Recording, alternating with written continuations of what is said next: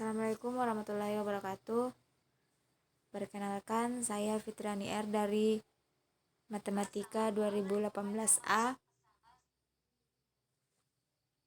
akan mereview jurnal pada pertemuan 6, yaitu dengan judul Sistem Pendukung Keputusan untuk Mendeteksi Penyakit Diabetes Mellitus Tipe 2 menggunakan metode Learning Factor Quantization atau disingkat LVQ, yang ditulis oleh N. Alianti, R. Ratianingsih, dan J.W. Puspita dari Program Studi Matematika FMIPA Universitas Tadulako.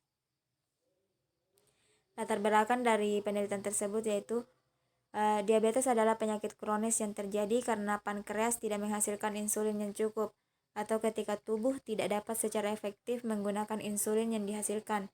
Hal ini menyebabkan peningkatan konsentrasi glukosa dalam darah.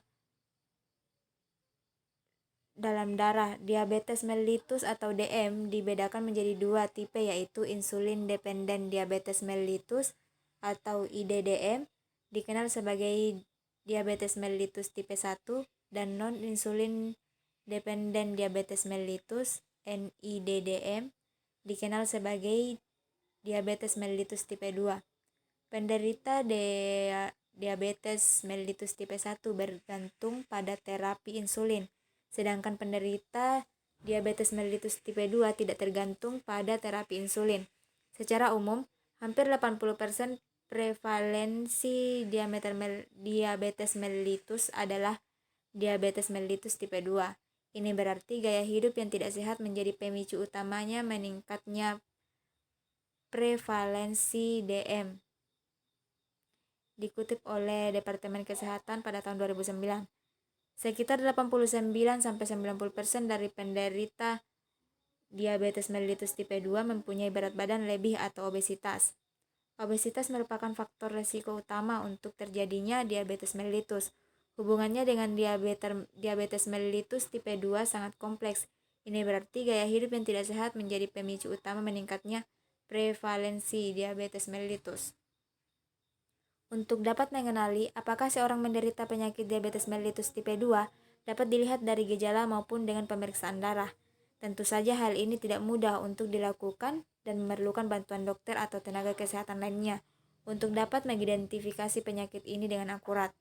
Oleh sebab itu, diperlukan sebuah aplikasi yang mampu mendeteksi karakteristik diabetes mellitus tipe 2, sehingga mempermudah dalam mengidentifikasi seseorang negatif diabetes mellitus tipe 2 dan memprediksi perkembangan statusnya.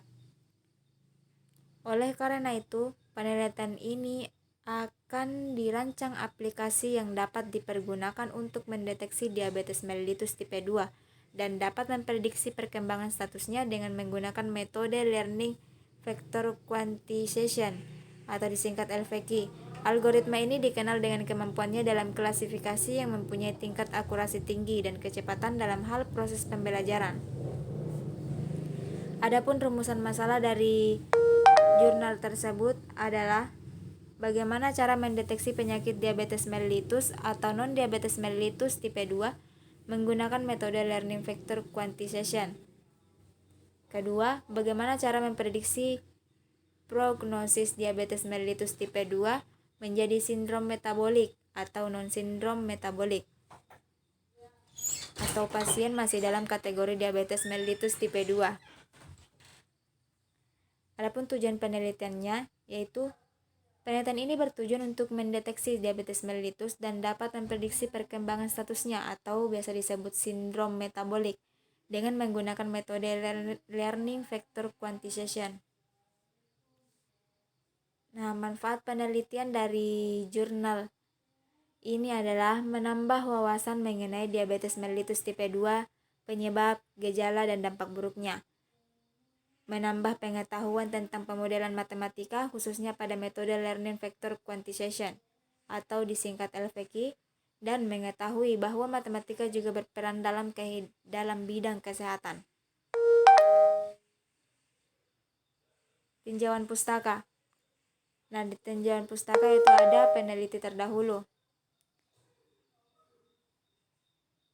Pertama, yaitu ditulis oleh Abraham Ricardson dari Program Studi Matematika Fakultas Matematika dan Ilmu Pengetahuan Alam Universitas Cendrawasih yang berjudul Analisis Model Matematika Penyebaran Penyakit Diabetes dengan Faktor Genetik.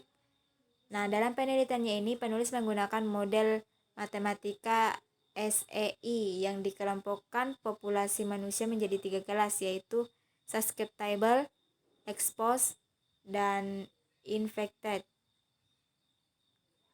Kemudian Deborah C. Sihombing, Kartono, dan Solekin Zaki dari jurusan Matematika FSM Universitas Diponegoro yang berjudul Model Matematika untuk Mendeteksi Diabetes Mellitus Tipe 1.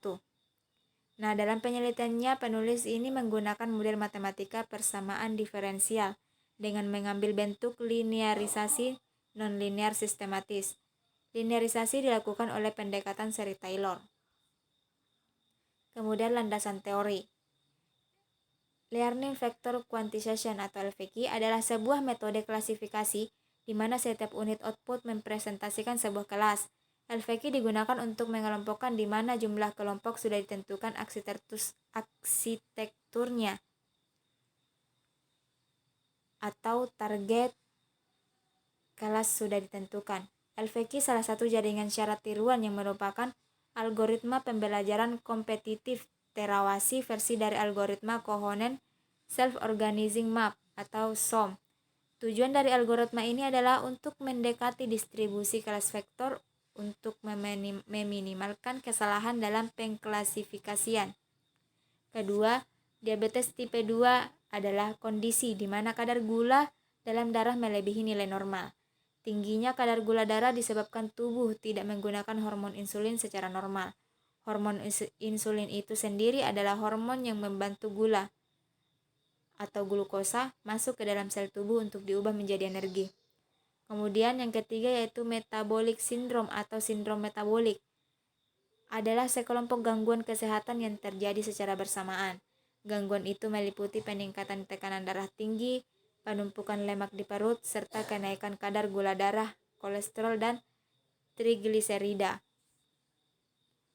Adapun metode penelitian yang dipakai dalam jurnal ini adalah yaitu peneliti melakukan pengambilan data untuk mendeteksi diabetes mellitus dan dapat memprediksi perkembangan statusnya sindrom metabolik dengan menggunakan metode learning vector quantization. Untuk mendeteksi penyakit diabetes mellitus tipe 2 yaitu kadar gula darah, genetik, usia, aktivitas fisik, pola makan, kebiasaan merokok, indeks massa tubuh, jenis kelamin, dan lingkar perut. Selain itu digunakan pula data HbA1c dan kadar kolesterol untuk mendeteksi perkembangan status diabetes mellitus tipe 2.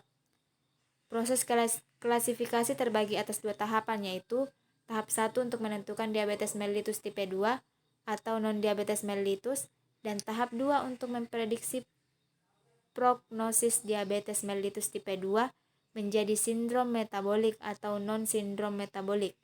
Pasien masih dalam kategori diabetes mellitus tipe 2. Dilakukan terhadap 200 data yang masing-masing dibagi menjadi 120 data pelatihan dan 80 data pengujian. Baik, sekian presentasi untuk pertemuan M6 review jurnal. Wassalamualaikum warahmatullahi wabarakatuh.